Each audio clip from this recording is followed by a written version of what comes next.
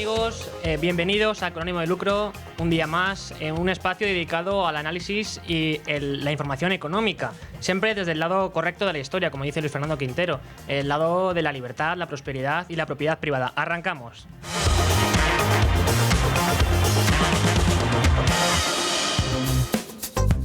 Y lo hacemos hoy para hablar de los grandes problemas que en materia económica afectan a Europa. En primer lugar, tenemos que hablar de Francia, y es que allí se vive una crisis política muy grave, que comenzó cuando el hasta ahora primer ministro francés, François Bayrou, anunció el pasado mes de julio un plan de ajuste presupuestario a 4 años, comenzando en 2026, con un esfuerzo anual de 43.800 millones de euros para reducir el gasto y aumentar los ingresos. Así se proponía congelar pensiones, reducir el empleo público, recortar el gasto social, también el sanitario, subir los impuestos a los grandes patrimonios y hacer otro tipo de recortes, incluido también medidas llamativas como la de suprimir 2 días festivos del año de los 11 que hay en el país francés. Sin embargo, ante el rechazo social que este plan ha suscitado, el mismo primer ministro decidió someterse a una moción de confianza que anunciaba así a finales de agosto. Y hay un lugar para esta aclaración. Una institución, el Parlamento, en un debate ordenado, seguido de una votación, y no en el desorden de los enfrentamientos callejeros y los insultos. Por eso le pedí al presidente de la República que aceptara convocar al Parlamento en sesión extraordinaria el lunes 8 de septiembre, dentro de 15 días. Así las cosas, en el día de ayer, el primer ministro francés perdió la moción de confianza por una aplastante mayoría de 364 votos en contra y 194 a favor, lo que provoca la caída de todo su ejecutivo. La caída de Bayrou llega apenas 8 meses después de que sustituyera a Michel Barnier, destituido en diciembre de 2024 tras perder otra moción de censura provocada igualmente por el presupuesto. En su discurso, Bayrou enumeró los grandes problemas que tiene Francia y también los asuntos históricos que lastran el crecimiento económico del país. Además, describió a Francia como una magnífica catedral que debe ser reconstruida para un pueblo que la merece, y apeló al consenso. Asimismo, afirmó que aunque derroquen al gobierno, no pueden borrar la realidad. Porque, damas y caballeros, tienen el poder de derrocar al gobierno, pero no el de borrar la realidad. Esta seguirá siendo inexorable. El gasto seguirá aumentando aún más y el peso de la deuda ya será insoportable. Y es que la economía francesa atraviesa un momento muy difícil.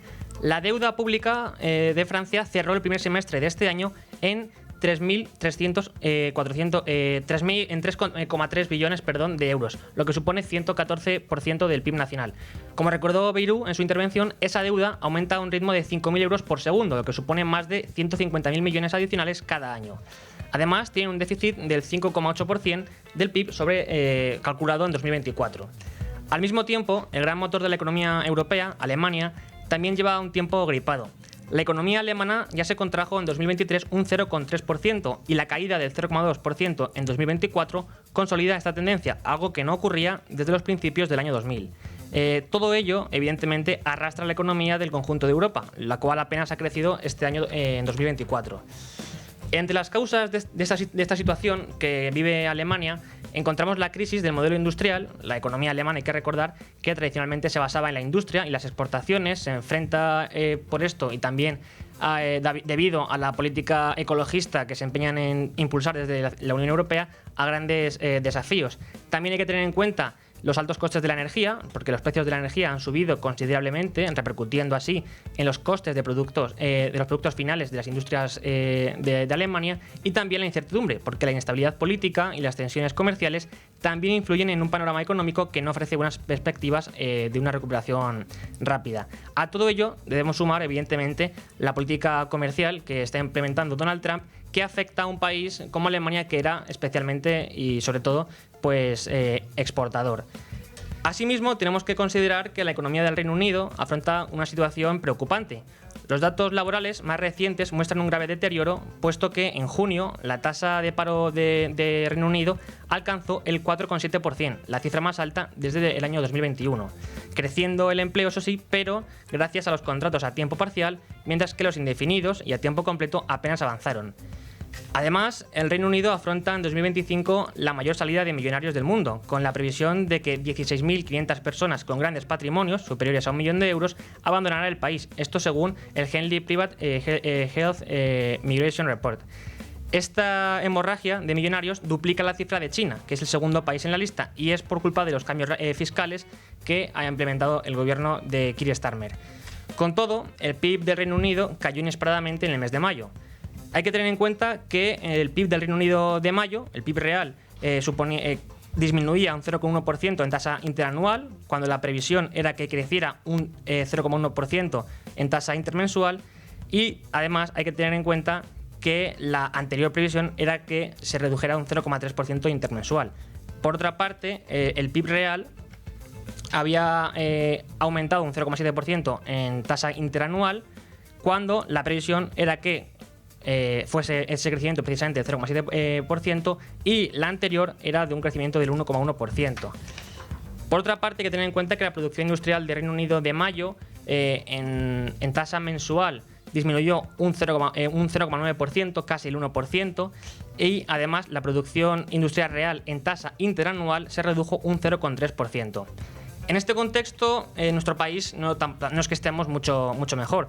Los problemas de nuestra economía tienen un carácter más bien estructural. En primera instancia, debemos recordar que el crecimiento económico del que presumen Sánchez y sus acólitos, tanto políticos como mediáticos, es un mero espejismo. El PIB crece gracias al ingente gasto público con el que se dopa nuestra economía y también a la integración de un gran número, una gran cantidad de trabajadores extranjeros en puestos de poca cualificación y, por tanto, de bajo valor añadido, lo cual no aporta nada al tejido productivo de nuestro país. Por cierto, aunque hay que decir que aunque escuchen al gobierno de Sánchez presumir de que somos la economía que mejor se comporta en el mundo, citando a un conocido informe de The Economist, lo que hay que apuntar a este respecto es que ese informe no dice eso. Lo que dice es que España en 2024 fue la economía que más creció en tasa anual, es decir, con respecto al año anterior. Pero lo hace, como decíamos, por lo que acabamos de comentar, no porque España sea la economía que mejor está, ni mucho menos. A este respecto, cabe destacar también, como publicó Carlos Cuesta en Libre Mercado hace unas escasas semanas, que el crecimiento del PIB que hemos experimentado en los últimos años en realidad refleja el incremento de deuda pública. Es decir, que la riqueza extra de la que alardean Sánchez y su gobierno no es más que una riqueza prestada, debida y por la que se pagan intereses a cada minuto. La realidad es la siguiente. El PIB del año 2018 alcanzó una suma total de 1,2 billones de euros, mientras que en 2024 el Producto Interior Bruto de nuestro país, tomando ejercicios cerrados, finalizó en 1,6 billones de euros. Eso significa que el auge total de este Producto Interior Bruto fue de alrededor de 370.000 millones de euros. En el otro lado tenemos que, lo que ha ocurrido con la deuda pública es que si esa deuda en 2018 ascendía a 1,2 billones de euros, en 2024 superaba los 1,6 billones de euros. Por tanto, ha crecido en más de 400.000 millones de euros, o dicho de otro modo, un importe superior al del aumento del Producto Interior Bruto. Del mismo modo, la realidad que viven en su día a día los españoles es cada vez más deplorable. Como factor principal que lastra la capacidad de compra de nuestro país, tenemos la inflación. Desde que Sánchez llegó a la Moncloa, en junio de 2018, los precios al consumidor acumulan un incremento del más del 22%. A ello debemos sumarle también la presión fiscal a la que somete el gobierno de Sánchez a los ciudadanos, que daña aún más la capacidad de compra de nuestros conciudadanos. Y hay que recordar aquí que son casi 100 las subidas de impuestos que ha implementado este gobierno. De esta forma, los salarios reales han crecido tan solo un 2,7% en las últimas 3 décadas, pasando de los 32.100 euros, que eran los que se registraban en 1994, a poco más de 33.000 el año pasado. Esto según siempre datos de la OCDE. Se trata, por tanto, del cuarto peor desempeño de los 38 países que integran esta organización, en la que de media los sueldos han crecido un 31% en ese periodo, 11 veces más. Tan solo México, Japón e Italia han experimentado una evolución peor que la de España. Es más, si se compara la evolución de los salarios reales en España y la media de la OCDE, en dólares considerados en paridad de poder adquisitivo, tenemos que se observa que los sueldos en España solo han estado por encima de la media de la OCDE en la década de los 90 y en los 2 primeros años después de la crisis financiera, en 2008. Y todo ello, pues debido al impulso de los salarios más altos. En el resto del periodo siempre han estado por debajo. ¿Y cuál es el problema de fondo que aqueja a los salarios en España? La productividad, siempre lo comentamos. Entre el año 2018 y 2023, por poner un periodo que tenemos cerrado de datos y en el que ha estado Pedro Sánchez gobernando, la caída de la productividad en nuestro país fue de casi el 4%, del 3,8%, mientras que en la OCDE de media la productividad aumentó un 4,6%. Muy lejos estamos, por cierto, de países como Rumanía o Irlanda, en los que la productividad el aumento de la productividad superó el 20%. Pero ¿cuál es el problema de fondo, como decimos a este respecto? La intervención del gobierno, como siempre. Al final, la productividad no se basa más que en la acumulación de capital, y para ello se requiere de la inversión de los empresarios. Pero si el gobierno lastra la economía, lastra la inversión con más impuestos, evidentemente la inversión huye de nuestro país. Recordemos la caída de inversión ingente que hemos vivido este último año, y que además solo Madrid, con el 60% de la inversión extranjera, es la que de algún modo tira un poco de la inversión extranjera en España. Con todo, España es el segundo país europeo con mayor pobreza infantil, el segundo en paro de larga duración, el primero en paro general, juvenil y femenino, el tercero en pobreza relativa total y el quinto en pobreza severa. Pero es más, España registra desde hace tiempo la mayor tasa de paro de la Unión Europea, con más del 10%. Eso sí, cogiendo datos oficiales, porque si tenemos en cuenta los estudios de organizaciones como el sindicato USO, la tasa efectiva, la tasa real de paro, dada el maquillaje de fijos discontinuos que hacen desde las estadísticas oficiales, que se contabilizan en casi 1 millón los fijos discontinuos, tendríamos que la tasa de paro es mucho mayor, cerca del 14%. Por tanto, esta es la situación que tenemos en Europa, especialmente en España, y vamos a conocer otros asuntos del día. Y vamos ahora con Laura García a comentar la portada de Libre Mercado. Buenas tardes, Laura. Buenas tardes, Rubén. En primer lugar, tenemos que comentar el artículo de Diego Sánchez de la Cruz, que se hace eco de la nueva condena por impagos por los impagos de renovables a la que tiene que hacer frente el gobierno de Pedro Sánchez. Así es, Rubén, y es que el Tribunal de Distrito de Columbia, en Estados Unidos, ha dictado una nueva sentencia en contra de España por esos recortes retroactivos a las energías renovables. Y el fallo, fechado el pasado 13 de agosto, que ha sido divulgado ahora, se refiere al caso Infrared, en el que se ha condenado a España a pagar 28,2 millones de euros más intereses, lo que eleva la factura hasta los 35 millones de euros. Sí, la resolución de este juez rechaza de forma categórica los argumentos del gobierno español y confirma la plena validez del laudo emitido en 2019 por el CIADI. Pero además, en Libre Mercado tenemos otros asuntos que también nos trae Diego Sánchez de la Cruz, como el informe de FEDEA, que apunta a un harakiri con el cierre de la central de Almaraz. Y es que el debate sobre el futuro de la central nuclear entra en una fase decisiva. El cierre está previsto para 2027 y 2028, según lo pactado por el Ejecutivo de Pedro Sánchez en 2019. Pero ahora un informe de FEDEA elaborado por Diego Rodríguez alerta de que mantener ese calendario supondría un golpe para la descarbonización y también para el bolsillo de los consumidores. Sí, de hecho este documento advierte de que la clausura de las 2 unidades de la central de Almaraz obligaría a cubrir la demanda con ciclos combinados de gas, especialmente en los tramos horarios en los que la fotovoltaica no produce. Y por tanto, esto va en contra del discurso ecologista que tanto nos quieren vender. Pero también Beatriz García nos trae que Cataluña lleva más de 10 años incumpliendo la ley de estabilidad presupuestaria con sus niveles de deuda. Sí, y se trata de la región que más deuda tiene con el famoso Fondo de Liquidez Autonómica, en términos absolutos. Este instrumento fue creado en 2012 por Cristóbal Montoro, con el objetivo de facilitar el endeudamiento de las autonomías que eran incapaces de financiarse por su cuenta en los mercados. Y desde entonces, Cataluña ha sido la región española que más ha acudido a este fondo estatal. Y un asunto más que tenemos en Libre Mercado es el que concierne a las quejas de un grupo de 150 empresarios que piden a von der Leyen que no retrase la prohibición de los coches de combustión, sino que mantenga el mandato legal que prohíbe la venta de coches y furgonetas con emisiones de CO2 a partir del año 2035, y está firmada por varios representantes de fábricas de vehículos, empresas de baterías y otras muchas empresas que han decidido unirse a esta carta. Sí, dichas empresas se escudan en que la propia Comisión Europea fijó este objetivo en el 23 y que supuso un hito climático. Lo que no dicen, bueno, al fin y al cabo se podría considerar, ¿no?, que es un tiro en el pie, a no ser que estas empresas, por lo que sea, tuvieran algún tipo de interés en quizá tratar de sacar el stock de coches eléctricos que tengan producido. En cualquier caso, vamos ahora a conocer otros asuntos que nos trae el día, pero antes vamos con una recomendación.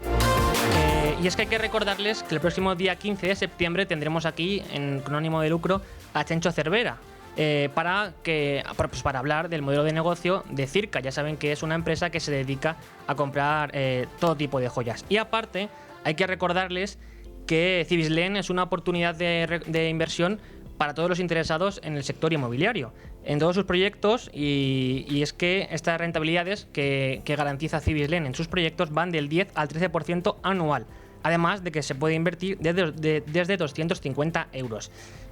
Si quieren más información, acérquense a cibislen.com.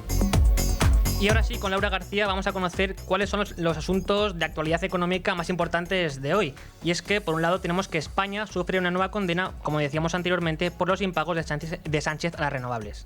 Así es, Rubén. Se trata de una nueva sentencia dictada esta vez por el Tribunal de Distrito de Columbia en Estados Unidos, dirigida contra España debido a esos recortes retroactivos a las subvenciones a las energías renovables. El fallo se produjo el 13 de agosto y condena a nuestro país a pagar 35 millones de euros. España acumula en total 26 laudos impagados en materia de renovables, más que cualquier otro país del mundo, superando a Venezuela y Rusia. Por otra parte, tenemos que el banco BBVA insiste en preparar la fusión de Sabadell sin tocar su autonomía. Y es que el presidente del BBVA sigue convencido del éxito de su operación, pese a la prima negativa que tiene su oferta. En una entrevista concedida al periódico de Cataluña y preguntado por qué pasaría si no llegan al 50% del capital del Sabadell, Carlos Torres dice que desistirán. Si no lo conseguimos, nos retiramos y ya está, asegura el presidente de la entidad bilbaína. Y por otra parte, Indra va a lanzar un nuevo plan estratégico por el empuje del sector de la defensa. El objetivo de Ángel Escribano de facturar 10.000 millones de euros en 2030 se ha quedado corto y, por lo tanto, prepara un nuevo plan estratégico que presentará el próximo año para ajustar más esas previsiones. Dice haber detectado margen de crecimiento en armamento y en vehículos terrestres. Y por otra parte, cae la rentabilidad del bono de Estados Unidos. La expectativa de varios recortes consecutivos en los tipos de interés de la Reserva Federal de Estados Unidos rebaja la rentabilidad de los bonos estadounidenses. El rendimiento de estos títulos cae al 4%, mínimos no vistos en el mercado desde abril de este año, y pierden atractivo frente al potencial de la bolsa de Wall Street. Y finalmente, tenemos que Junts se ha propuesto aguarle la fiesta a Yolanda Díaz con su reducción de la jornada laboral. Así es, Rubén. Junts comunicó el lunes a la ministra Díaz su voluntad de mantener la enmienda a la totalidad, que impedirá la tramitación de la reducción de la jornada laboral que se vota este miércoles en el Congreso. Josep Ruiz, vicepresidente y portavoz de Junts, afirmava que su partido sigue en la misma posición. Nosaltres sempre negociem, que és veritat també que Sumar ha comès un error de procediment a la Junta de Portaveus qualificant aquesta llei d'amnistia i que això provoca que s'hagi de negociar acceleradament, per dir d'alguna manera, però que nosaltres som on érem i si hi ha alguna novetat doncs ja els hi comunicarem. También señalaba, de hecho, que las conversaciones con Sumar han sido ocasionales. Des de Junts sempre hem negociat, ho fem ara que tenim una posició més decisiva a Madrid i ho fèiem abans quan no teníem aquesta posició decisiva a Madrid i ja ha passat en alguna altra ocasió, hi ha pogut haver algun intercanvi ocasional de missatges amb el president Puigdemont. Bueno, y saludamos ya a Pablo Planas, compañero periodista de Libertad Digital, que es el encargado de seguir la actualidad desde Cataluña. ¿Qué tal? Buenas tardes, Pablo. Buenas tardes, Rubén. Yo quería preguntarte a este respecto principalmente por la motivación de Junts con este movimiento.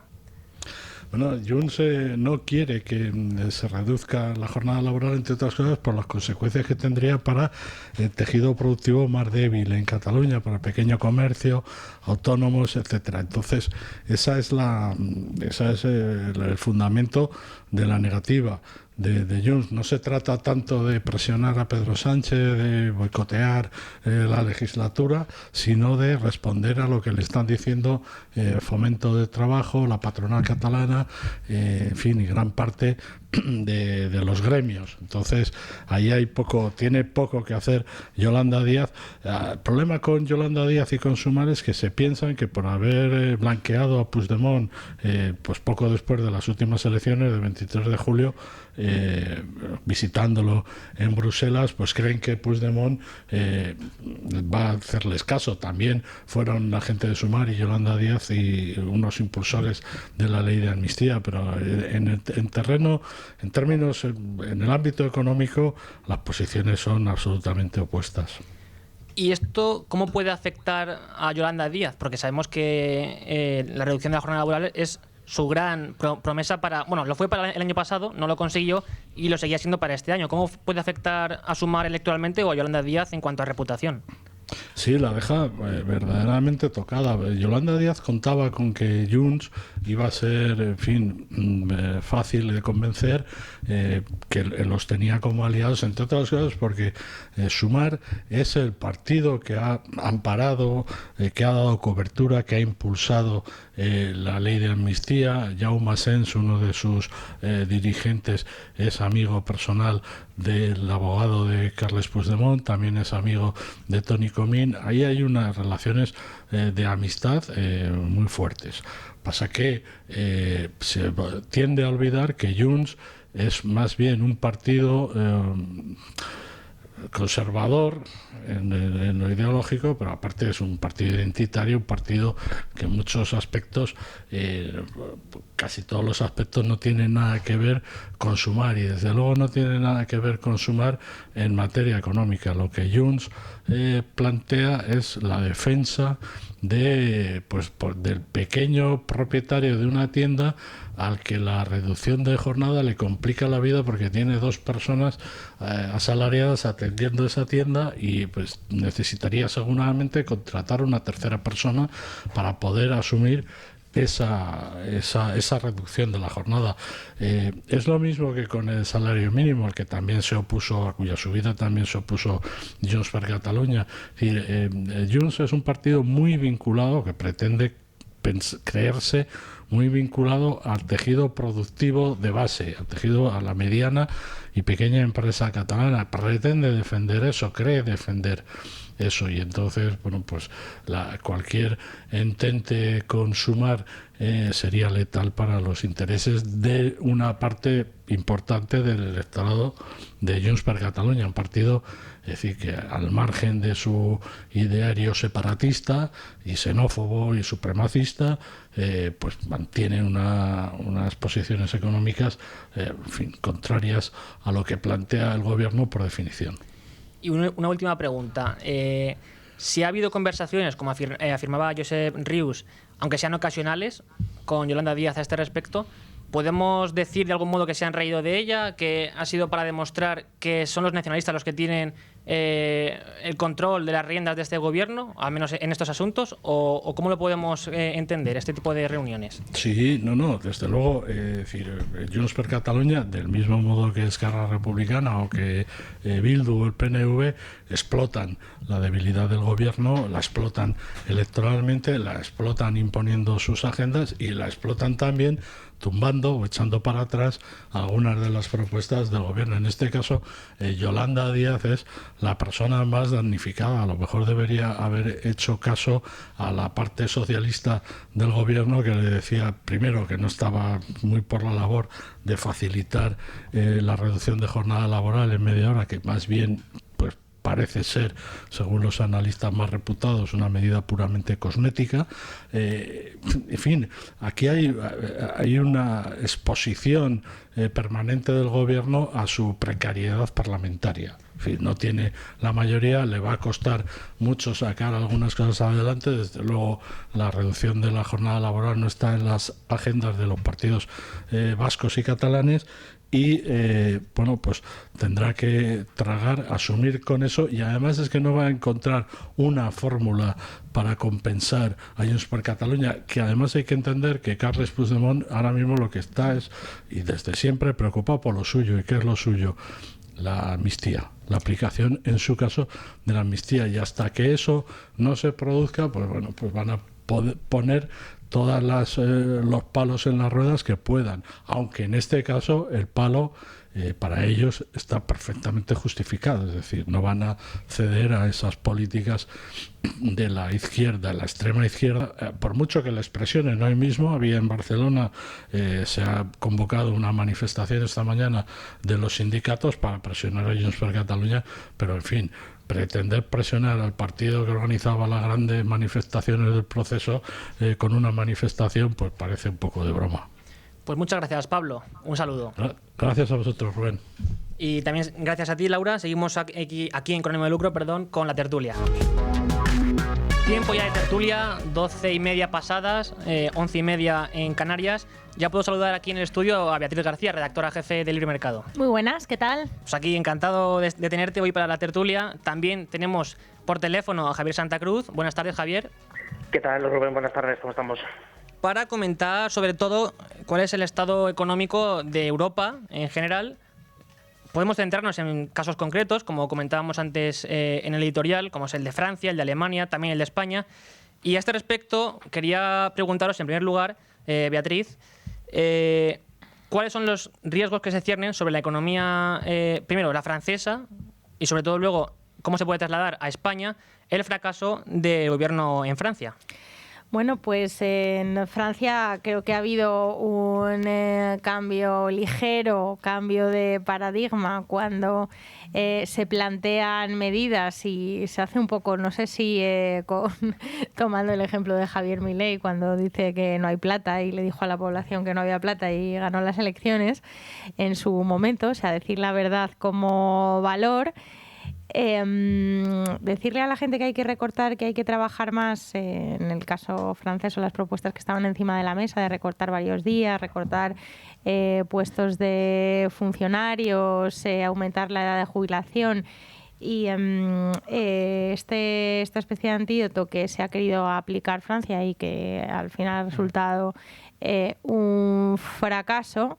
Es la única luz de esperanza que a mí me parecía antes del verano en Europa. Y además, con este país como vecino, que dices que cuando veas las barbas de tu vecino quemar, tienes que poner las tuyas a remojar. En España ni está ni se le espera al gobierno de Pedro Sánchez que tenga la valentía, no ya de aplicar recortes, sino de decirle a la población que el Estado está agotado, que el modelo, que es lo que a mí me parece, o el primer síntoma que estamos viendo, es un síntoma de agotamiento del modelo, por así decirlo, del estado del bienestar, como ahora lo conocemos. Y se está generando un clima, además de desconfianza. Ahora, si queréis, pues analizamos el caso francés o el caso de Alemania, pero lo que estamos viendo ya con la subida de los bonos, de la deuda a largo plazo, de cómo está subiendo los activos refugio, pero también las bolsas, como vemos el oro y la plata, es también un mensaje de desconfianza en los estados, en la moneda fiat, en una moneda, la moneda fiat, que se basa fundamentalmente en la confianza, o sea, no está respaldado por nada, sino por la confianza de ese emisor. Esto es una cuestión de fe y me da la sensación que estamos perdiendo la fe. Así es. Javier. Pues mira, para complementar algunas cosas de lo que está comentando Beatriz, que estoy bastante de acuerdo, es decir, estamos ante una crisis del modelo del estado del bienestar, que eso fue lo que las palabras textuales del canciller alemán Merz al poco tiempo de llegar al poder.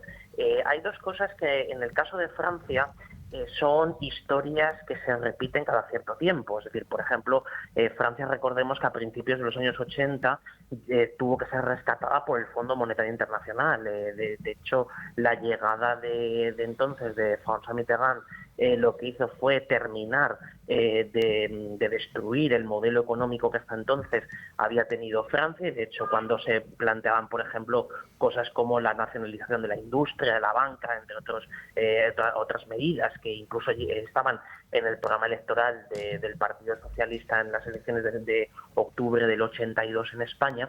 Y entonces todo aquello se colapsa rápidamente, porque estas crisis normalmente siempre ocurren de la misma manera. Es decir, las cosas parece que van razonablemente bien hasta que llegan un día y estallan de repente. Es decir, no son crisis que se puedan, por decirlo así, programar, como ocurre pues con otro tipo de cosas, ¿no? Las recesiones, por ejemplo, que provienen de las crisis financieras. Entonces, esa crisis de modelos, la que de nuevo ha llegado a Francia, el discurso del primer ministro, ya ex primer ministro Bayrou, fue muy acertado, o sea, porque lo que hizo fue colocar el el espejo ante la sociedad y ante la política francesa, pero el problema que tenemos es que los números de Francia son tan malos, un déficit público que está disparado, en torno al 6% del PIB, la deuda que no es extraordinariamente alta en términos de porcentaje sobre el PIB, es muy alta con respecto al objetivo de Maastricht, pero de las ratios que hemos ido viendo en otros países, incluso en el caso de España, pues parecería que no es demasiado elevada. En el fondo lo que está haciendo es decirnos, o nos está dando las señales de que hay una crisis del modelo productivo y por tanto un país donde casi el 60% del PIB es el gasto público, es el país que tiene el mayor peso del sector público dentro de las principales economías occidentales, pues lo que llama es o bien vamos a una reforma todavía, no diría temprana, pero sí ya en el tiempo de descuento, o nos arriesgamos a que lleguen dos fuerzas populistas, tanto sea la extrema derecha como la extrema izquierda, que lo que hagan sea terminar o fomentar toda la crisis que se puede producir en los próximos años, que lo hagan por adelantado y por tanto pues estemos ante un escenario de rescate como el que se vivió a principios de los 80. Sí, a este respecto, hace un mes y medio o un par de meses, Emilio Capmany en Libertad Digital publicaba una columna en la que afirmaba que parte del auge de los extremismos venían precisamente de que los partidos de centro derecha, centro izquierda no atendían estos problemas, que eran evidentes que había que atajar. Sin embargo, Beatriz apuntaba una cuestión muy importante, y es que al final, al ser medidas poco populares, la sociedad no las acepta, y es lo que obliga al final a que ocurran cosas como esta. ¿Qué haría falta para que la sociedad pueda aceptar este tipo de recortes? ¿Tiene que llegar un país al estado de la Argentina kirchnerista pre-Milei, o qué tiene que suceder, Javier? Pues vamos a ver, yo creo que tiene que llegar una situación probablemente más extrema de lo que tenemos en este momento, es decir, por ejemplo, el tensionamiento de las primas de riesgo, y más concretamente en el caso de Francia, incluso en Estados Unidos, que hemos visto cómo el bono a 10 años pues llegaba cerca del 5% y ahora ya está de vuelta en el 4%, y por tanto refleja el mercado abierto, cuáles son las tensiones que hay en torno a la deuda. Todavía probablemente esté en una fase relativamente temprana, o como digo, más que temprana, ya cerca, ¿no?, de empezar a contar el descuento. Entonces, todavía ahí la sociedad piensa que las fórmulas populistas tienen sentido, es decir, porque es el momento del cabreo, es decir, en realidad los ciclos económicos no casan con los movimientos de mayor cabreo y de mayor inestabilidad social. Es decir, normalmente lo que se hace es siempre tirar un poco más tiempo pensando que lo que te está ofertando pues la señora Le Pen o el señor Mélenchon o quien sea, o los Kirchner en su momento en Argentina, es mucho más atractivo que hacer los deberes, que hacer los ajustes, que hacer todo aquello y todas aquellas medidas que son oportunas y necesarias de reforma en la economía. Y entonces lo que estamos es siempre hacer algo muy típico del ser humano, que es patada hacia adelante, o sea, intentar que pase un poco más el tiempo, y entonces a ver si de esa manera pues se puede coger y se puede que esas cosas se arreglen por sí mismas. Así son, desde luego, en la macro y en otras muchas cosas de la economía eso no es así. Yo la verdad que soy poco optimista en este sentido, en cómo la población va a aceptar recortes, o cómo va a aceptar esta pérdida de derechos que, bueno, según la socialdemocracia tanto nos ha costado conseguir y demás, porque es que cada vez son más los que dependen del Estado. O sea, se está creando en el caso de España, pero bueno, en el caso de Europa es que es prácticamente lo mismo. A lo mejor uno apuesta más por la deuda, otro más por el déficit como en Francia, otro ya como Alemania con no llega ni al 70% de la deuda pública, ya se han dado cuenta que el estado del bienestar es financieramente insostenible, aquí con más del 100, vamos, en absoluto. Pero claro, cuando cada vez más personas dependen del paraguas estatal, al final es un Estado que es un Estado opresor que está disfrazado de Estado cuidador. Entonces nosotros nos estamos enfrentando también a este cambio en el modelo demográfico, no solo por la parte política de despilfarro de gasto, irresponsabilidad fiscal completa, endeudamiento por encima de no de las posibilidades, sino ya de endeudamiento por encima de lo que un país es capaz de producir. Que esto es una cosa que siempre lo decimos, que cualquier familia ya estaría en quiebra. Pues nada, en los países desarrollados en absoluto. Pero claro, cuando tú cada vez más tienes una población que está cada vez más envejecida, que cada vez más depende del gasto social, bajísimas tasas de natalidad, solo te puedes encomendar a la inmigración, pero que también absorbe recursos del Estado, incluso también compite por la oferta de vivienda o la escasa oferta de vivienda que tantos problemas nos está dando. Veo muy, muy difícil que la población y los ciudadanos digan sí a la responsabilidad fiscal frente a, por ejemplo, el electoralismo. Solo yo creo que lo que sí que podríamos hacer o empezar a hacer, no sé si desde qué puntos, pero sí desde un punto de vista de la educación financiera, o por lo menos de irle enseñando a la gente, en lugar de confiar en los políticos o quien nos quiera escuchar de que algo está pasando y que hay que tomar medidas, irle enseñando a la gente cómo pueden protegerse de alguna forma a lo que se nos viene encima en las próximas décadas. Quizá más al individuo que sea capaz de labrarse ese futuro que el Estado no le va a dar, todo lo contrario. O sea, se avecina un empobrecimiento generalizado de todos los ciudadanos, de todas las estratos sociales, si no tienen un plan B, que el plan B no es que el Estado les ayude o confiar en un político que haga recortes, sino un plan B, diría yo, que financiero. Sí, porque al mismo tiempo tenemos al motor de Europa, a Alemania, gripado. 2 años, el 2023 y el 2024 los ha encadenado con caída de su Producto Interior Bruto y además empeñados en implementar una política ecologista, climática, radical, que lo que viene es a destrozar el tejido productivo europeo. Éramos líderes, por ejemplo, en producción de coches de combustión y ahora, pues, porque en Europa, con Alemania liderando en parte este empeño, han decidido que no sea así. ¿Cómo puede influir todo esto en el aspecto económico que estamos dibujando, Bea? Bueno, pues es que eso es uno de los principales problemas, cómo Europa se ha pegado su propio tiro en el pie de las propias o de las escasas industrias que le estaban funcionando, como era la automoción.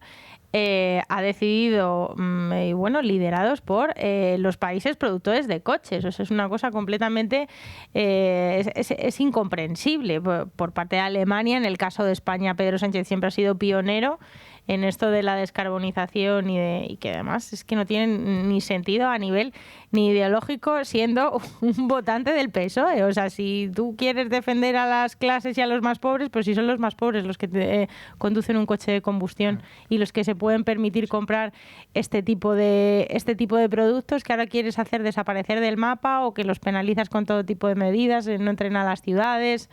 Al final parece que se está expropiando hasta la propiedad privada de los individuos cuando no te dejan ni conducir por donde hay carreteras. Sí, completamente preocupante. Alemania ha errado en su política energética, le está costando mucho dinero a los ciudadanos alemanes esta fiebre ecologista que al final se ha derivado en tener que volver a abrir centrales de carbón, una cosa completamente surrealista. Y sí, han decidido, aparte de inundar Europa de dinero, también pasarles una factura sin ningún tipo de sentido y en aras de la defensa del ecologismo. Y Javier, ¿se está viendo esto reflejado en los mercados financieros y en cuanto a la inversión también que llega a Alemania? Poco a poco sí, porque, por ejemplo, Alemania, uno de los puntales esenciales en los últimos años era tener unas rentabilidades de su bono a 10 años bajísimas. De hecho, el bono alemán a 10 años, recordemos que cotizó con tires negativas.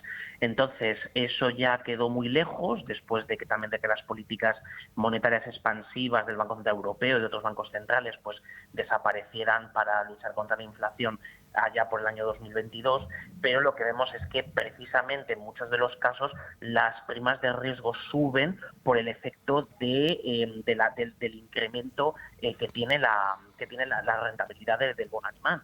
Y, mejor dicho, se amortiguan, ¿no? O sea, por ejemplo, lo hemos visto con el bono francés, con el bono español, entre otros. Entonces, ¿cuál es la cuestión central aquí? Que, por un lado, los inversores en deuda a largo plazo son los primeros que han visto esos riesgos y los han incorporado a precios, es decir, es una de las partes donde es muy notable. No tanto en las bolsas, por ejemplo, pues el DAX, que es el índice principal de la bolsa alemana, pues tiene un comportamiento extraordinario en este año 2025, igual que la mayor parte de las bolsas occidentales, especialmente las europeas, porque toda la renta variable es una forma mejor de protegerse frente a estas incertidumbres futuras de esta crisis del modelo que además estaba comentando Beatriz antes. Entonces, donde estás menos protegido y donde tienes que exigir rentabilidades más elevadas es en la deuda pública y por derivación también en la deuda privada, la deuda corporativa, cuyos tipos de interés se derivan a partir de cuál es la rentabilidad de lo que hemos llamado durante muchos años el activo libre de riesgo, que en este caso, desde luego, es de todo menos libre de riesgo. Luego también, en términos de flujos de inversión, tengamos en cuenta que Alemania tiene una parte de su sector industrial destruida. Es decir, simplemente cuando tú tienes una producción industrial que baja más de un 30%, eso no ocurre más que en periodos de guerra, es decir, en momentos donde se destruye una parte esencial del capital productivo que tiene un país. Entonces, remontar todo esto es francamente difícil, es decir, los errores cuando se cometen y sobre todo cuando sus efectos se ven con cierta perspectiva temporal, intentar articular soluciones es muy complicado, y eso en la Unión Europea y especialmente con la articulación que se ha hecho de la regulación no solo medioambiental, que también es importante, pero por ejemplo tenemos todavía 27 estados que tienen normativas fragmentadas en la mayor parte de los sectores productivos que tienen una competencia internacional feroz. Sin ir más lejos, lo tenemos con el sector bancario, donde los excesos de capital son enormes a causa de esta regulación, y además no los puedes invertir, con lo cual estás yendo a una carrera con la pata coja y además teniendo que hacer un sobreesfuerzo mucho mayor que los bloques, o el americano o el chino, que incluso teniendo un sector menos rentable, lo que está haciendo es competir casi ya deslealmente, sobre todo en los territorios donde coinciden sus negocios. Entonces, la combinación de todos estos factores, tanto en Alemania, lo estamos viendo también en Reino Unido, donde probablemente sea otro de los países que tiene que pasar a una fase de ajustes presupuestarios importantes, y todo eso lo que nos lleva a pensar es, bueno, ¿cuánto tiempo tardaremos en tenerlo en España? Es decir, España en ese sentido es un eslabón débil, no ya por el estado de las cuentas públicas, que teóricamente pues estaríamos mejor porque hemos recaudado muchísimo dinero, ¿no?, a base de subir impuestos, sino en términos reales, es decir, en las rentas reales que llegan a las familias y sobre todo los desfases reales, por ejemplo, de endeudamiento del sector público, pues hace que sea un caldo de cultivo especialmente relevante para que esta crisis se contagie. Ya veremos cuándo y cómo, pero desde luego pues es un escenario que no tenemos que descartar. Y fijaos si en estos escenarios un tanto pesimistas que nos estamos encontrando, si hay alguna forma de que el futuro sea un poco más esperanzador, podemos ahora pensar en la inteligencia artificial, centros de datos, Big Data y demás.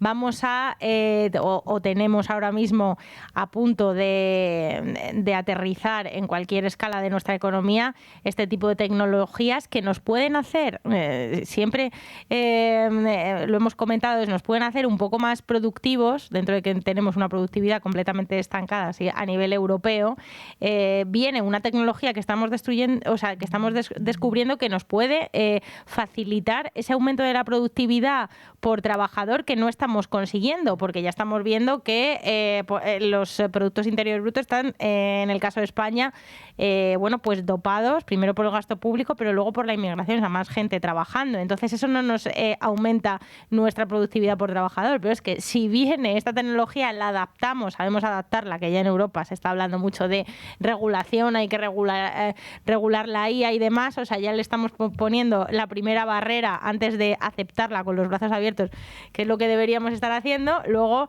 te pones, hoy por ejemplo, ha salido un informe que han hecho las eléctricas o la patronal de las eléctricas, que es AEL, que a petición de competencia, que es que dicen que el 83% de sus redes están saturadas y no pueden conectar más clientes. O sea, que a un centro de datos o a una industria que se quiera enganchar a la red española le estamos diciendo que no, que es que aquí no es bien recibida porque no tenemos suficientemente red para que se puedan alimentar este tipo de tecnologías que necesitan muchísima energía. Es que entonces ya, después de leer esto, pues es que dices que no tenemos cura, porque la cura que ya se aplicó en el año 2012 ya la hemos aplicado, la deuda masiva, ya sabemos que volvemos a estar en la casilla de salida y esta vez la cura no puede ser la misma. El antídoto ya no va a funcionar, por mucho que el Banco Central Europeo diga que va a hacer todo lo que esté en su mano, que seguro que lo hace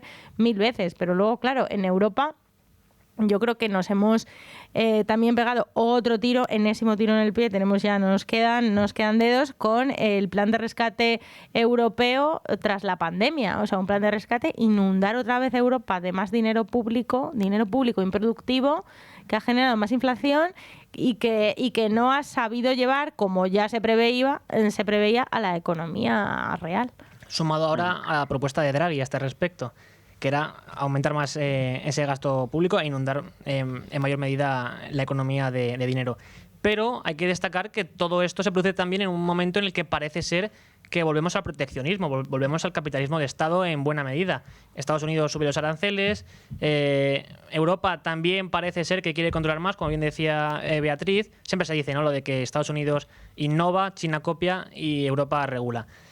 Javier, ¿cómo va a impactar esta vuelta al proteccionismo? Pues ya lo estamos viendo, es decir, una de los principales problemas es que Europa, siendo el tercer mayor ahorrador del mundo, por detrás de Japón y de China en términos de PIB, ¿no? Balanza por cuenta corriente debido de PIB, lo que estamos viendo es cómo está echando pasos hacia atrás, ¿no? Entonces, si los principales motores que han basado ese liderazgo europeo, que es enormemente importante, pues los estamos o despreciando o regulando en contra de ellos, y además no aprovechamos ni siquiera los resultados positivos de todos estos cambios que se han producido en los últimos años, y quizá uno de los más importantes es una disponibilidad enorme, por ejemplo en el caso de España, de instalaciones de energías renovables. Es decir, por ejemplo, teniendo en cuenta que uno de los principales factores de competitividad-precio es el coste de la energía, ahí tendríamos una enorme ventaja, pero claro, si tuviésemos dos infraestructuras que son esenciales. Por un lado, la de la red, que efectivamente pues más del 80% de los nudos de conexión están saturados, y por otro lado del almacenamiento. Entonces, el almacenamiento para poder dar un suministro 24 horas y eliminar los picos y el comportamiento que es volátil de esa energía renovable. Entonces, todo esto lo que hace es, por un lado, hacer perdernos competitividad-precio.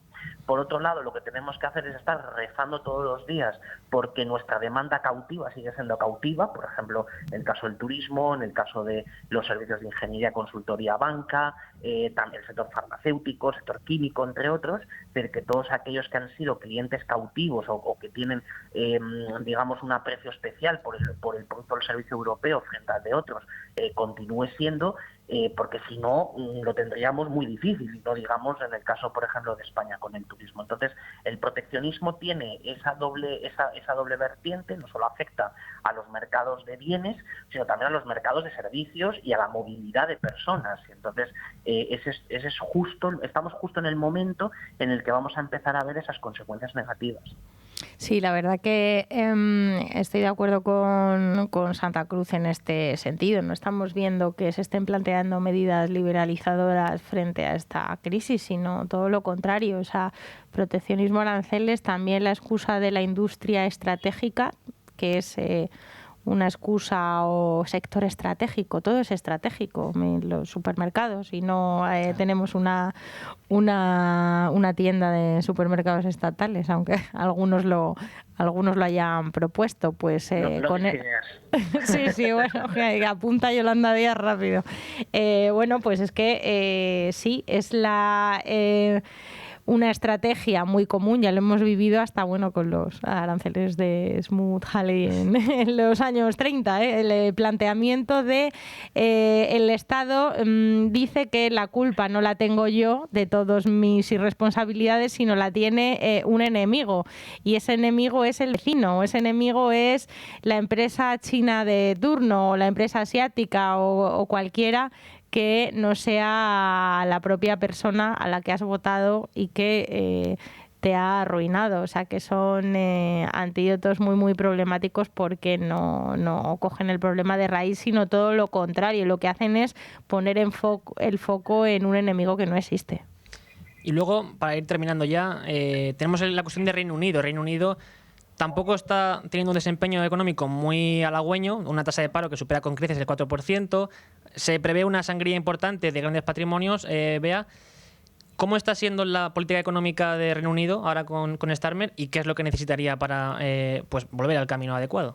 Pues es que también Reino Unido está casi viviendo el mismo escenario que Francia o que Alemania, y lo que se necesitaría sería, por así decirlo, la misma tirita. Sí que es verdad que luego la política migratoria ya está en otro escalón, fuera de la parte económica, pero pasa lo mismo: presupuestos desequilibrados, gasto público inflado, completamente en redes de subsidios que no incentivan a que la población produzca, porque no es una cuestión de incentivos, y luego pues también su moneda debilitada.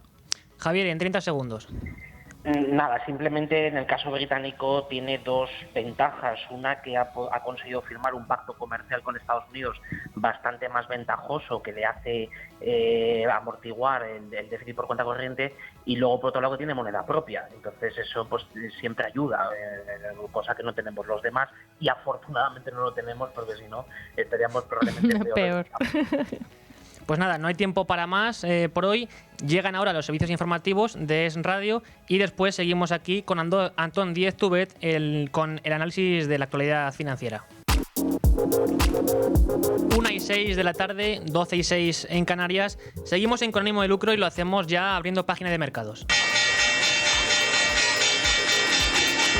Y lo hacemos en un día en el que el IBEX 35, el principal indicador bursátil de nuestro país, roza los 15.000 puntos, ahora mismo está en 14.961, y lo que conlleva que se deja un 0,27%, siendo en este sentido Merlin Properties, Inditex y Acerinox las que más suben, mientras que Solaria Energía, Indra y Grifols las que más bajan. Y en cualquier caso tenemos ya al teléfono a Antón Díez Tubet. Él era antes Country Manager de Trade Republic, pero ahora es General Manager de N26. ¿Qué tal? Buenas tardes, Antón. Hola, Rubén. Muchas gracias. Encantado de estar aquí. El placer es mío. En este sentido, en primer lugar, antes de nada, pues queríamos preguntarte por que JP Morgan se ha reafirmado en su apuesta por la bolsa europea. Dice que el fin de la fase de consolidación está cerca. ¿Tú cómo lo ves? Bueno, sí, o sea, JP Morgan pues suele emitir estos informes en los que dan su visión de todas las bolsas y todos los activos del mundo, y sí que hablan esta vez de que ven, pues favorecen la bolsa europea, aunque mantienen la cautela con ella respecto a Estados Unidos, y que consideran que la fase de consolidación está cerca de su fin. ¿Esto qué significa? Cuando comparamos la bolsa europea con la bolsa americana, siempre ha habido una determinada correlación de la evolución de ambas, ¿no? Y sí que es cierto que en los últimos años, pues la bolsa americana, empujada por las empresas tecnológicas principalmente, pues se había visto un rally como el que no se había visto nunca, y Europa se había quedado un poquito rezagada.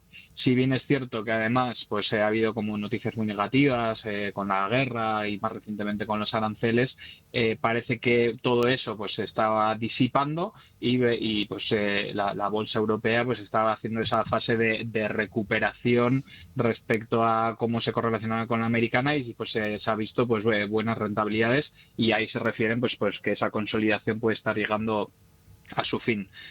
¿Por qué le ha evolucionado tan favorablemente? Pues hoy ha habido dos grandes tendencias, ¿no? Por un lado, pues con todo el incremento del gasto en infraestructura y defensa, pues es algo que ha llamado mucho la atención a las casas de analistas como una oportunidad de inversión en Europa, ¿no?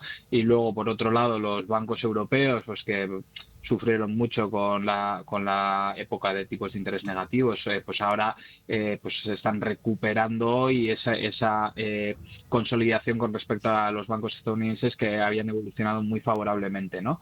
Si nos centramos más en esta parte de los bancos, ¿no? JP Morgan considera que hay todavía una potencial revalorización muy alta, ¿no? ¿Por qué?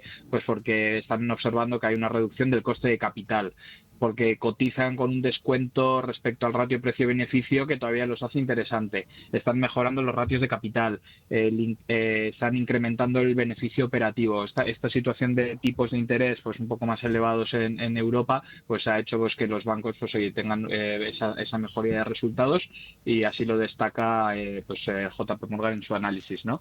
Aquí los riesgos, pues oye, que haya un enfriamiento como siempre, ¿no? Enfriamiento del empleo en Estados Unidos puede pues afectar a que el flujo de crédito en 2026 caiga, y esto termina afectando a Europa. Siempre se ha visto, ¿no? Cuando hay malos datos en Estados Unidos o incluso correcciones severas de la bolsa americana, pues esto acaba impactando a Europa también, ¿no? Y nada, aquí más Rubén en la parte de implementación, como siempre, ¿no? Siempre se puede, pues si se cree pues que esta recomendación de JP Morgan es interesante, se puede seguir los grandes índices europeos, como puede ser el Eurostock, pero si quieres hacer una implementación un poco más táctica de alguno de los sectores en específico, ahí es donde los ETFs pues te ofrecen esa implementación única, ¿no? Porque, por ejemplo, se puede invertir en ETFs que siguen la evolución de los bancos europeos, y al final lo puedes hacer de una manera diversificada y con bajo coste. Entonces, hay esa posibilidad siempre de implementación de todas estas ideas que traen los analistas de las grandes gestoras, ¿no? Hablabas también de Estados Unidos, que se había afectado por las tensiones geopolíticas, por los aranceles también, la política comercial de Donald Trump, pero mencionabas las grandes tecnológicas, las Big Tech, ¿no? A este respecto, ¿cuál está siendo la evolución de estas empresas y, sobre todo, cuáles son las expectativas de futuro? ¿Siguen siendo tan buenas? Bueno, ahora lo que se ve es, cómo va a ser toda la fase de implementación de la inteligencia artificial, tanto a nivel hardware, o sea, como puede ser la compra de los chips o la infraestructura necesaria para que estos grandes terminales puedan operar. O sea, ya no es solo comprar chips para que haya ordenadores que soporten el software de la inteligencia artificial, sino toda la infraestructura que viene por detrás, ¿no? Entonces, la realidad, a pesar de la valoración de la bolsa americana, que está prácticamente en máximos históricos y a un múltiplo muy agresivo, la realidad es que estas empresas que están participando en esta revolución siguen aumentando su facturación, siguen aumentando su beneficio, y pues las expectativas siguen ahí, ¿no? Entonces, hay que estar, ¿no? Yo creo que es una revolución que no sabemos hasta dónde va a llegar, pero sí que es cierto que está trayendo grandes beneficios para las empresas tecnológicas americanas, y yo creo que la segunda fase de este beneficio va a ser para todas aquellas empresas que implementen la inteligencia artificial y les haga reducir sus costes operativos de manera significativa, ¿no? Entonces va a haber un traslado de este beneficio que inicialmente están las tecnológicas a otros sectores que simplemente al implementar la inteligencia artificial ahorran costes, ¿no? de procesos operativos, de atención al cliente, etcétera, etcétera. Luego, en otro orden de cosas, tenemos la crisis financiera que podría preverse o no en Francia después de las tensiones políticas que hay internamente. Lo hemos comentado hoy en el programa de forma ya extendida, como ayer el primer ministro tuvo que dimitir después de no haber pasado la moción de confianza. ¿Crees que la parálisis política puede anticipar problemas financieramente en el país?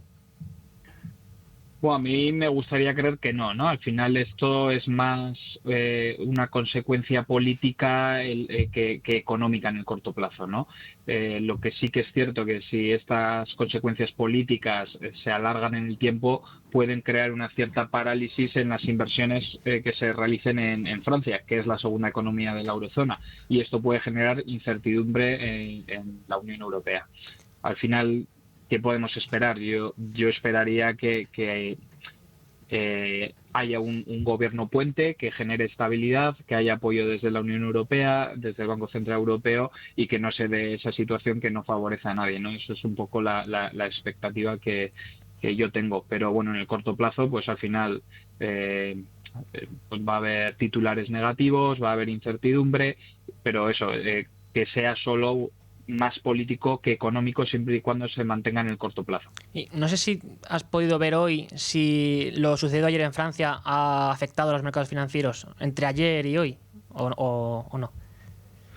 Bueno, sí, puede generar un poco de ruido y volatilidad, pero la realidad es que en Francia pues ya no es la primera vez que se habla de la inestabilidad política que están sufriendo. O sea, no es algo que esté pillando por sorpresa o que esté generando una incertidumbre que no se podía anticipar, ¿no? De hecho, o sea, si vemos la evolución de los mercados hoy, pues el CAC pues está prácticamente plano, ¿no? Entonces yo creo que ya el mercado, como siempre, no es lo que ocurre hoy, sino las expectativas de lo que podía ocurrir, y en cierto modo yo creo que el mercado ya había descontado un poco pues esta situación. Y luego, por último, hay que hablar del oro, que está en nuevos máximos. Sí, bueno, el oro pues está haciendo una recuperación muy interesante desde hace algunos años, que tiene su lógica, ¿no? Hay una alta demanda de los bancos centrales, el oro siempre ha sido una buena herramienta para protegerse frente a la inflación, a la propia degradación de las monedas fiat, y bueno, pues con la incertidumbre sobre un potencial repunte de la inflación, con cómo han evolucionado las compras de los bancos centrales, pues no es sorpresa que el oro esté volviendo a alcanzar máximos históricos, ¿no? Es posible que se mantenga así en el tiempo, ¿no? Porque sigue habiendo una demanda muy importante de los bancos centrales, hay una entrada de flujo de dinero del inversor minorista que antes no existía. O sea, si volvemos a 10 o 15 años atrás, el cliente minorista no solía invertir en oro. Ahora tenemos ETFs que te dan acceso a una inversión en oro desde €1, y bueno, el inversor minorista más informado y también preocupado por la inflación pues está también accediendo a esta clase de activo. Y bueno, pues sirve pues también pues de cobertura, ¿no?, de todos los potenciales riesgos que nos encontramos a día de hoy, ¿no? Como puede ser pues la incertidumbre geopolítica, el riesgo de esta inflación que también han hablado, ¿no?, de que no haya crecimiento pero sí haya inflación, ¿no? Pues todos estos factores hacen pues que el oro esté en máximos históricos. Pues Antón, muchas gracias por tu análisis hoy aquí Con ánimo de lucro, en Es Radio Libre Mercado. Un saludo, un abrazo. Muchas gracias, Rubén, a vosotros. Hasta luego. Y seguimos ya en recta final del programa con Agustín Vara de Rey, director de marketing de Cibislen. Buenas tardes. Muy buenas, ¿qué tal, Rubén? Encantado de estar aquí. Ha acudido hoy aquí Con ánimo de lucro pues a comentarnos un poco qué es Cibislen, para qué perfil inversor está pensado. Sobre todo es una empresa, recordemos, que garantiza rentabilidades entre el 10 y el 13%, que se puede invertir a partir de los €250, si no me equivoco. Sí. A este respecto, te quería preguntar, ¿qué es el crowdlending inmobiliario, que es en el que se basa Civislend, ¿no? Pues es un modelo que no lleva muchísimo en el mercado y eso lo hace más interesante todavía. El crowdlending inmobiliario es un modelo en el que todo el mundo puede invertir. Cuando decimos todo el mundo, es todo el mundo, como tú bien has dicho, de 250 euros. Y lo que consigue es que puedas invertir en el mercado inmobiliario sin tener que comprar una casa, que es lo que todos pensamos en inversión inmobiliaria, es comprar, reformar, alquilar o vender. Tal. Pues aquí no, aquí entras en el mercado inmobiliario desde un modelo en el que lo que consigues es financiar el proyecto de un promotor, o sea, financiamos entre todos los inversores a través de Civislend, financiar el proyecto de un promotor. Y a cambio él nos da una rentabilidad. Al final actuamos como si fuese un banco. Un promotor necesita sacar adelante un proyecto porque el banco no le financia y entonces entran empresas como la nuestra, como Civislend, en la que sí que le damos un capital muy rápido, de manera muy rápida. Hablamos de entre 1 y 5 millones habitualmente. Y lo consigue en cuestión de 15 días, 3 semanas como mucho. Entonces lo que consigue todo el mundo es tener una rentabilidad a cambio de financiar este proyecto y, como tú bien has dicho, y mejor dicho imposible, del 10 al 13% de rentabilidad media y esos son rentabilidades que es que a día de hoy prácticamente no te las da nadie.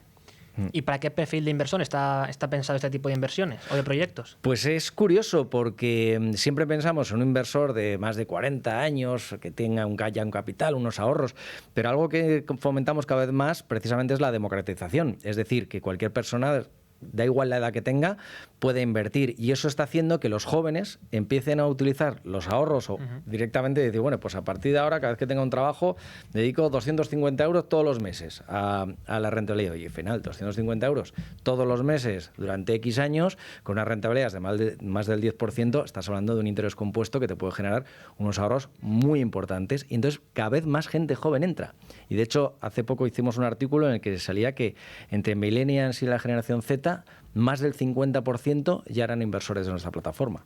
¿Y cuántos vuelven a invertir con vosotros? Tenemos una tasa de repetición bastante alta, además del 70%, que eso también dice mucho de la plataforma. Llevamos más de 8 años en el mercado y que más del 70% de los inversores repitan, eso quiere decir que están a gusto. Claro, pero vamos a ir un poco más a fondo.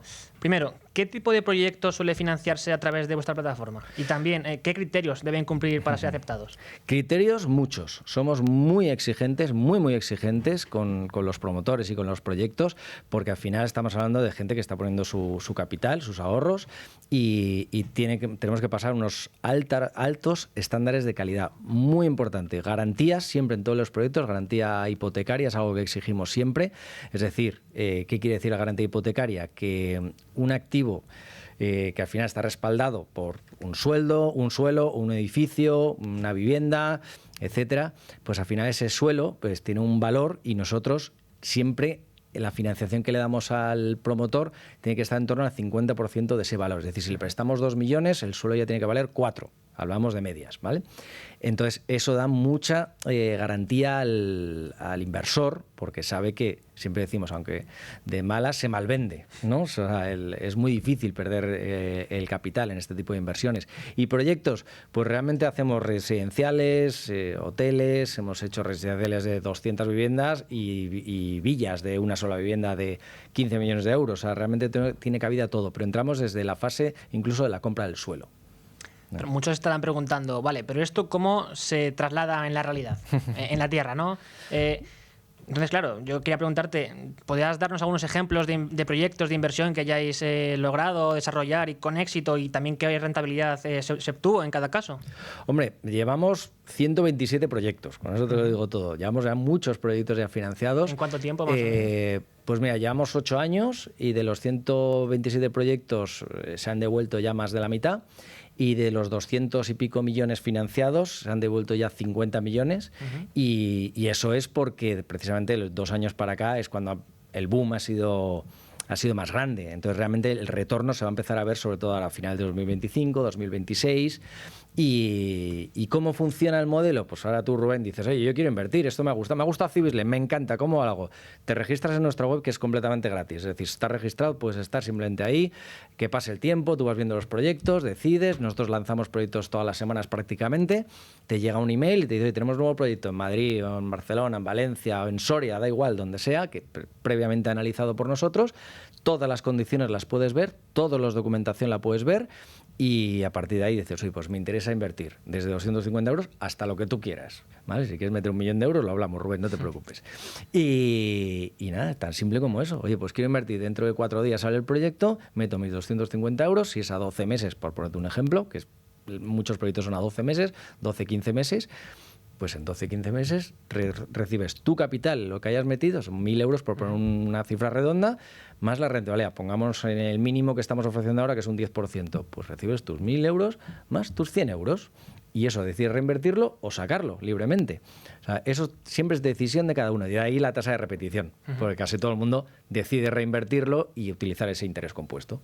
Y más allá de todo esto, ¿qué es lo que os diferencia con respecto a otras alternativas que pueden encontrar los interesados en el mercado? Pues, a ver, sobre todo el histórico. Hoy día llevamos 8 años, 0 default, no tenemos ni un solo impago en 127 proyectos y sobre todo el análisis de proyectos. O sea, lo que más valoran nuestros inversores es cómo analizamos los proyectos. Ya no solo analizamos el proyecto, analizamos al promotor igualmente, cómo informamos, porque trimestralmente mandamos un informe de todos los promotores, de todos los proyectos, y eso los inversores lo agradecen muchísimo, y sobre todo la cercanía también. O sea, nos llaman y estamos al teléfono, nos mandan un email y respondemos lo más rápido posible, y como digo, ¿qué nos avala? Nuestro histórico. O sea, tener un histórico de más de 8 años haciendo las cosas impecable vale mucho. Y de cara a futuro, ¿cuáles son vuestros planes de expansión y también qué proyecto tenéis ahora mismo, valga la redundancia, proyectado de cara a futuro? ¿Qué tenéis pensado o con qué tenéis pensado seguir? Bueno, por ahora terminar el 2025 superando, por supuesto, con creces la facturación de 2024, que fue de financiación de más de 80 millones. Entonces eso ya estamos, de hecho, actualmente, ahora en septiembre, en los 80 millones, o sea que lo vamos a superar. Y cara a 2026, pues obviamente el objetivo va a ser muchísimo más grande, con posibilidad de expansión. Ya hemos lanzado un proyecto en Portugal, podemos lanzar más. Desde hace año y medio ya más tenemos una autorización por la CNMV, porque estamos regulados por la CNMV, para poder expandirnos a nivel europeo. Esa posibilidad siempre está ahí, pero sobre todo ahora mismo también es centrarnos mucho en que el inversor esté cómodo, esté a gusto, tampoco se sienta que vamos a ser una empresa que va a crecer tanto que se tienen que preocupar de, oye, ¿qué va a pasar? ¿Me van a olvidar? No, para nada. O sea, queremos seguir siendo una empresa pequeña, somos pocos empleados, pero hacemos las cosas bien. Y este crecimiento, este buen desarrollo que habéis tenido desde Cibisland en los últimos 8 años, que nos decías, ¿se debe también en parte a que el mercado del crowdlending inmobiliario ha crecido mucho, ha vivido un boom, o algunos factores propios de la empresa? No, muchos factores propios de la empresa. Efectivamente, es un modelo que ya de por sí ha crecido en los últimos años, pero hay que tener en cuenta que Cibisland hace 2 años no era prácticamente ni conocida, lo conocían muy pocos.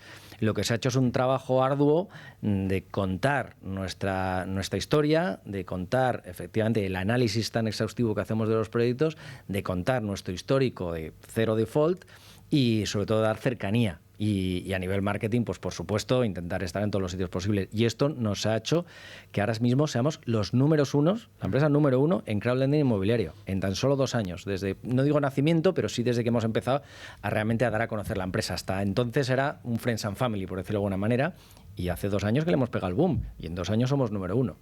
¿Y el propio mercado del crowdlending inmobiliario cómo ha evolucionado estos últimos años? Bastante. O sea, ha crecido muchísimo. Hay que tener en cuenta que es un modelo que prácticamente no se conocía. No es que no existiese, sí que existía, pero era para unos pocos. Al final esto no deja de ser un promotor que necesita inversores para sacar adelante un proyecto. Antes era, pues se hacía en base a 2, 3 inversores, más como socios capitalistas, por decirlo de alguna manera, y el modelo del crowdlending lo que ha permitido es que todo el mundo pueda invertir. A medida que se ha ido conociendo que esto se puede hacer, pues ha sido exponencial, ha sido un crecimiento muy, muy grande y sí que ha evolucionado hasta, pues te puedo decir que hace 4 años estaban financiando a lo mejor 30, 40 millones, 2023 a lo mejor 60 millones de financiación y este año se van a hacer más de 400, 450 millones de financiación en crowdlending de todas las plataformas, ¿eh? O sea que está siendo un crecimiento espectacular. Y de cara a futuro, ¿cuál es la perspectiva que hay en el sector? De que cómo va a evolucionar tanto a corto como a medio plazo, o si quieres algo más, hacer una apuesta más a largo plazo, de cómo va a evolucionar este mercado del crowdlending. Pues lo interesante es que no va a decaer, que es lo más interesante, sobre todo para los inversores. Sí que se va a crecer muchísimo, porque al final no deja de ser un modelo en el que permite que cualquier persona pueda financiar. A ver, cuando hablamos de financiar, seamos claros, estamos prestando un capital, ¿vale? Entonces, al final, ya sea crowdlending inmobiliario u otras formas de financiación, esto da para mucho juego. Ahora el crowdlending inmobiliario es lo que todo el mundo, pues obviamente, espera, desea, porque el inmobiliario, ya sabes que es la inversión, que al final todo el mundo... Además en España tenemos esa tradición. Efectivamente, eso es lo que más confía todo el mundo, el suelo está ahí, el que invierte en un edificio lo puede ver, pero la expansión puede ser otros modelos, puede ser otro tipo de financiación, de startups, puede ser de placas solares que se hace ya en algunos países, y a nivel inmobiliario esto no tiene fin, porque ten en cuenta que la financiación puede ser incluso de una reforma. Sí. Movimiento siempre va a haber, siempre. En un minuto que nos queda aquí en el programa. Claro, esto suena muy interesante, pero como bien decías, en España hay una tradición muy arraigada de inversión inmobiliaria, pero inversión más tradicional. ¿Crees que este tipo de inversión más tradicional tiene algunos problemas? Y en ese caso, pues ¿cuáles serían? No, problemas no, porque al final esto siempre va a existir. El modelo de inversión inmobiliaria de compro una vivienda, la reformo y la pongo en venta o en alquiler. O sea, eso va a existir siempre y hay muchas empresas que lo están haciendo, lo hacen muy bien. Nuestro modelo es completamente distinto a esto. Es decir, aquí hablamos de inversión inmobiliaria porque lo es, pero efectivamente no es el tradicional, como tú bien decías, y quizás la gente le cuesta entender un poco cómo estoy invirtiendo en inmobiliario, pero no tengo que desembolsar 20.000, 30.000 euros para dar la entrada y luego esperar una rentabilidad X. Bueno, pues es un modelo distinto que por eso animamos mucho a ir a la página web, a entender bien cómo funcionamos, porque lo de los 250 euros a la gente le choca. ¿Cómo invertir en inmobiliario de 250 euros? Bueno, pues eso, a través nuestro, precisamente, y las rentabilidades están ahí. Es decir, puedes invertir o los 20.000, ¿eh? Sí. O sea, si en vez de darle una entrada para comprar un activo, lo quieres dar para invertir en Civislen, tu rentabilidad del 10 al 13% lo tienes.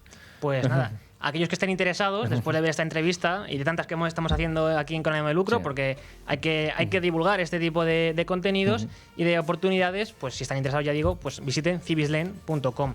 Y nada, un placer, Agustín Vara de Rey, que es director marketing de Civislen. Un placer tenerte hoy aquí. Pues encantado, Rubén. Muchísimas gracias a ti. Y ustedes, muchas gracias también por estar al otro lado de las ondas o de YouTube. Ya saben que nos pueden escuchar en YouTube, también en los podcasts de Libertad Digital, en todas las plataformas. Mañana les esperamos otra vez a las 12 aquí, en Con ánimo de lucro.